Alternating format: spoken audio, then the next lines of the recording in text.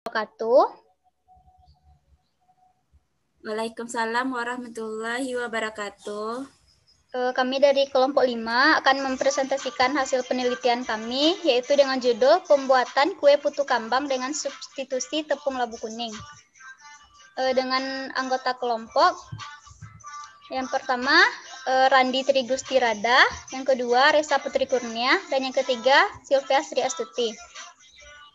Baiklah, langsung saja saya akan menjelaskan mengenai hasil penelitian kami. Yang pertama yaitu mengenai kue putu kambang. Nah, kue putu kambang merupakan jajanan tradisional Kabupaten Pesisir Selatan yang terbuat dari ketan hitam, gula aren, kelapa, dan daun pandan. Semuanya merupakan bahan utama untuk membuat kue putu kambang. Nah, kue putu kambang ini memiliki tekstur dan sajian yang berbeda dari kue putu biasanya. Dibungkus dengan daun pisang dan ukurannya pun bervariasi. Adonannya bercampur beras pulut, kukusan kelapa, dibubuhi gula aren atau nira enau. Nah, dilihat dari bahan yang dipakai, putu kambang ini cocok sebagai salah satu kudapan tinggi energi. Karena bahan bakunya merupakan ketan hitam dengan kandungan kalori yang cukup tinggi dan merupakan salah satu bahan pangan sumber energi. Ketan juga memiliki kandungan amilopektin yang tinggi sehingga teksturnya lebih lembek, sedangkan kandungan amilosanya lebih rendah. Nah, selanjutnya yaitu mengenai tepung labu kuning. Nah, yang pertama yaitu labu kuning. Labu kuning merupakan tanaman musiman, sehingga produksi labu kuning akan sangat besar ketika musimnya tiba. Meskipun daya simpannya cukup lama, namun labu kuning mudah rusak dalam pengangkutan. Kandungan provitamin A dalam labu kuning sebesar 767 Ug per gram per bahan. Selain itu, labu kuning juga mengandung vitamin C, serat, dan karbohidrat yang cukup tinggi. Labu kuning atau dengan nama latin Curcubita maxima memiliki potensi sebagai sumber provitamin A nabati berupa beta-karoten. Nah, selanjutnya yaitu tepung labu kuning. Nah, tepung labu kuning sendiri dapat menjadi salah satu alternatif olahan dari labu kuning. Tepung banyak dimanfaatkan oleh masyarakat dalam pembuatan roti, kue, mie, dan lain-lain. Proses pembuatan tepung labu kuning meliputi proses pengupasan dan pembuangan bagian yang tidak dibutuhkan, pencucian, pengecilan, ukuran, pengeringan, serta penampungan dan pengayaan. Nah, yang ketiga yaitu tepung ketan hitam. Nah, tepung ketan hitam adalah salah satu bahan dasar pembuatan kue yang banyak dijumpai di Indonesia. Sama seperti tepung lainnya, banyak kue yang memakai tepung ketan hitam sebagai bahan dasar seperti kue putu kambang.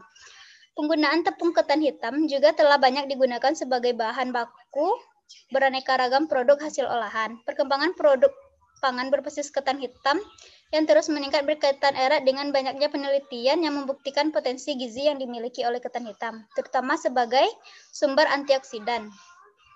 Pigmen antosianin pada ketan hitam diyakini sebagai komponen utama yang memberikan sifat fungsional sebagai antioksidan. Ketan hitam merupakan salah satu komoditi yang sangat potensial sebagai sumber karbohidrat, antioksidan, senyawa bioaktif, dan serat yang penting bagi kesehatan. Baiklah, materi selanjutnya akan disampaikan oleh rekan saya. Kepada Sylvia, dipersilahkan. Baiklah, saya akan melanjutkan materi dari Resa, yaitu tentang tempat dan waktu penelitian. Tempat penelitian dilaksanakan di Kecamatan Lengayang, Nagari Kambang, Kabupaten Pesisir Selatan.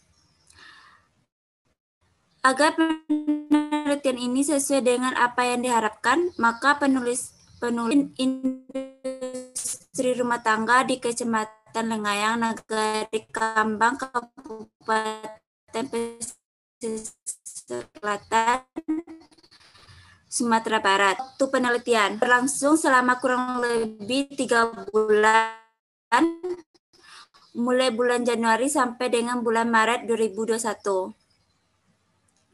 Selanjutnya, metode penelitian.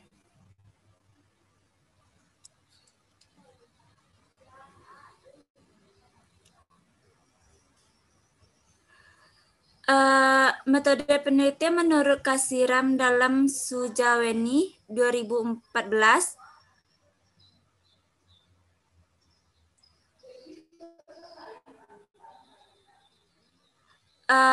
Penelitian kuantitatif adalah suatu proses menemukan pengetahuan yang menggunakan data berupa angka sebagai alat penganalisis keterangan mengenai apa yang diinginkan.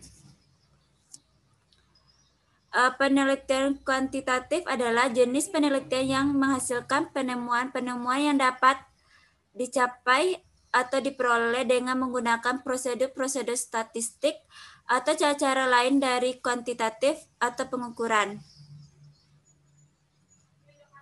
Selanjutnya, Res.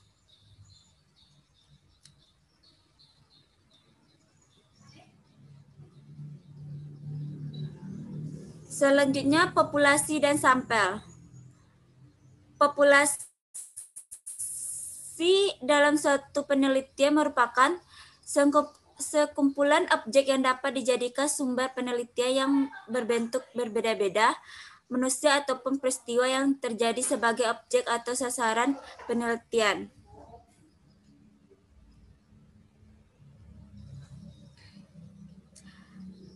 Populasi merupakan jumlah total dari keseluruhan elemen yang dianalisis atau dipelajari.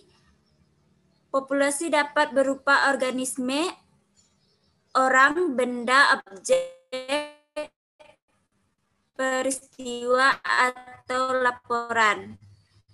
Jadi dalam penelitian ini penulis populasinya yang mana berlokasi di Kecamatan Lengayan, Nagari Kambang, Kabupaten Pesisir Selatan. Yang kedua, sampel. Sampel adalah suatu proses memilih sebagian dari unsur populasi yang jumlahnya mencukupi sampai memahami karakteristik akan diketahui tentang keadaan populasi. Jadi pada penelitian ini, penelitian mengambil satu industri rumah tangga di Kecamatan Lengayan, Nagari Kambang, Kabupaten Pesisir Selatan, Sumatera Barat. Sekian presentasi saya kembalikan ke moderator. Alares? Baiklah, untuk materi selanjutnya akan disampaikan oleh rekan kami, yaitu kepada Randi, dipersilahkan.